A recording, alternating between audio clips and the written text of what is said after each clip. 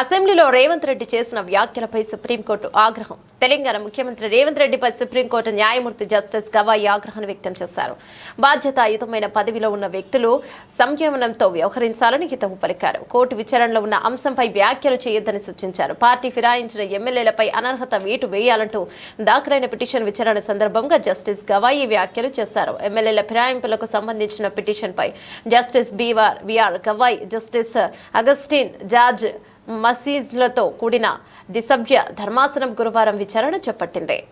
BRS తరపు న్యాయవాది ఆర్యమ్మ సుందరం వాదనలు వినిపిస్తూ ఇటీవల అసెంబ్లీలో ముఖ్యమంత్రి రేవంత్ రెడ్డి చేసిన వ్యాఖ్యలను కోర్టులో ప్రస్తావించారు. రాష్ట్రంలో ఉప ఎన్నికలు రావు అంటూ రేవంత్ రెడ్డి వ్యాఖ్యానించడాన్ని ధర్మాసనం దృష్టికి తీసుకువెళ్లారు. ఇక దీనిపై జస్టిస్ బిఆర్ గవాయి తీవ్రంగా స్పందించారు. ఒక రాష్ట్రానికి ముఖ్యమంత్రిగా ఉండి కోర్టు పరిధిలో ఉన్న అంశంపై సంయమనం పాటించాల్సిన అవసరం లేదా అని ప్రశ్నించారు. ప్రజాస్వామ్య వ్యవస్థపై తమకు పూర్తి గౌరవం ఉందని, మిగతా రెండు వ్యవస్థల నుంచి అలాంటి గౌరవాన్ని తాము కోరుకుంటున్నామని ఆయన అన్నారు.